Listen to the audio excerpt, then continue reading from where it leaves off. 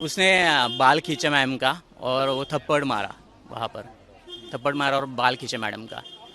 तो ये बहुत शॉकिंग था हमारे लिए क्योंकि नमस्कार। हरियाणा पॉलिटिकल जंक्शन में आपका स्वागत है।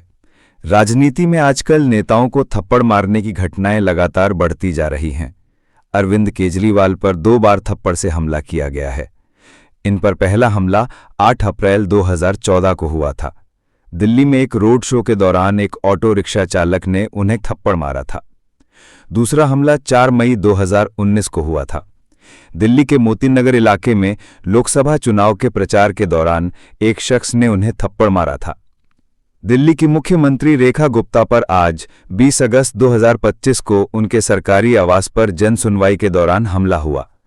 सुबह लगभग 8:30 पर जब रेखा गुप्ता साप्ताहिक जनसुनवाई कर रही थीं, एक 35 वर्षीय व्यक्ति उनके पास अपनी शिकायत लेकर पहुंचा। उसने पहले उन्हें कुछ कागजात दिए, फिर चिल्लाने लगा और कथित तौर पर उन पर हमला करने का प्रयास किया, जिसमें थप्पड़ मारना भी शामिल था। मुख्यमंत्री के सुरक्षाकर्मियों ने तुरंत आरोपी को पकड़ लिया और उसे पुलिस को सौंप दिया गया। पुलिस मामले की जांच कर रही है और हमले के पीछे के मकसद का पता लगाने की कोशिश कर रही है। हरियाणा की राजनीति में जोगेंद्र हुड्डा को क्यों प्रसिद्धि मिली थी, इस पर बात करने से पहले 1982 के घटनाक्रम को जान लेते हैं ताकि उनकी भूमिका अच्छे से समझी जा सके। चौधरी देवीलाल और राज्यपाल तपासी के झगड़े को समझने के लिए 1982 के चुनाव परिणामों को समझना जरूरी है। महाराष्ट्र कांग्रेस के नेता गणपत राव देवीजी तपासे 28 फरवरी 1980 को उन्हें हरियाणा का राज्यपाल नियुक्त किया गया, जहां उन्होंने 13 जून 1984 तक इस पद पर रहे। हरियाणा में उनके कार्यकाल के दौरान ही 1982 के चुनाव के बाद देवीलाल के साथ उनका चर्चित विवाद हुआ था। हरियाणा में 1 नवंबर 1966 को अस्तित्व में आने के समय विधानसभा में 54 सीटें थीं, जिन्हें मार्च 1957 में बढ़ाकर 81 कर दी गईं, फिर 1977 में बढ़कर 90 हो गई थीं, जो कि अब तक 90 सीटें हैं। 1982 के विधानसभा चुनाव में कुल 90 सीटों में इंडियन नेशनल कांग्रेस को 36 सीटें, लोकदल को 31 सीटें, भारतीय जनता पार्टी को 6 सीटें, जनता पार्टी को 1 सीट, निर्दलीय को 16 सीटें मिली थीं। भाजपा और लोकदल गठबंधन को 37 सीट मिली थीं। दोनों पार्टियों को मिलाकर कुल 37 सीटें हो गईं। चूंकि बहुमत के लिए 46 सीटें चाहिए थीं, तो यह गठबंधन स्पष्ट बहुमत से 9 सीटें कम था। देवीलाल ने दावा किया था कि उनके पास कई निर्दलीय विधायकों का भी समर्थन है, जिनकी संख्या 16 थी।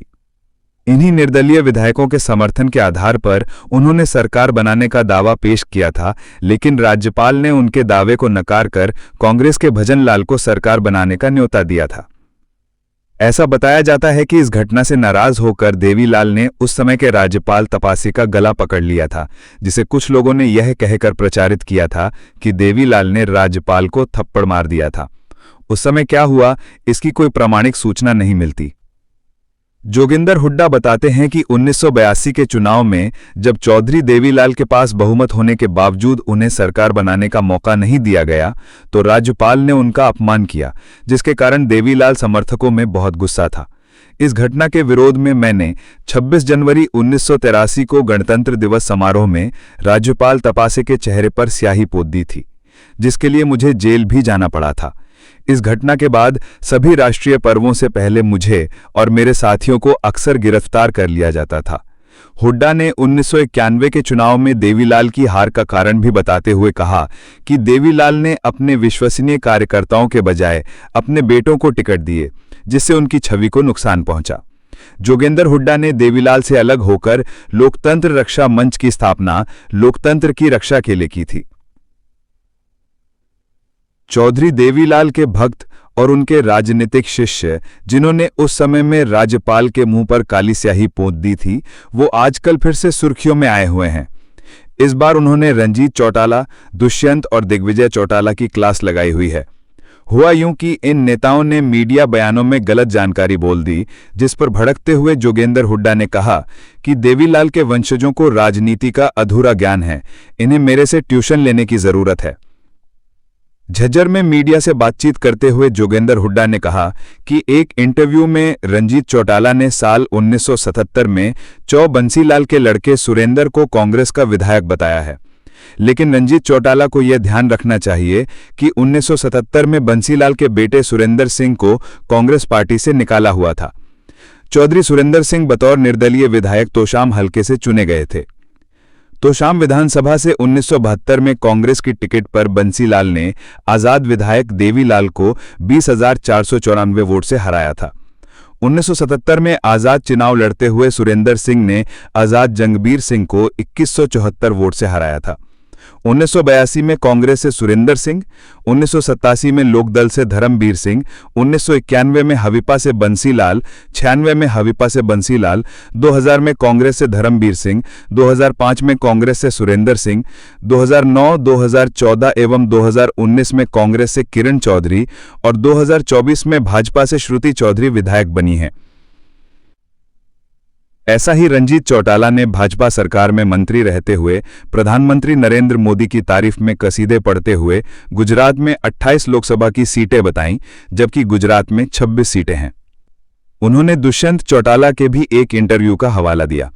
इसमें दुष्यंत चौटाला ने साल 1982 में एक होटल से हसनोपुर के गयाराम नामक विधायक को होटल के पाइप से लटककर भागता हुआ बताया। उन्होंने दुष्यंत चौटाला की जानकारी को ठीक करते हुए बताया कि साल 1982 में गयाराम विधायक ही नहीं थे और होटल से भागने वाले विधायक उस समय जींद से चुने गए विधायक बृजमोहन सिंगला थे। 1982 में गयालाल गिरिराज से चुनाव हार गए थे। इस तरह जननायक चौधरी देवीलाल के शिष्य जोगेंद्र हुड्डा ने देवीलाल के वंशजों की कमजोर राजनीतिक समझ को उजागर करने का काम किया है।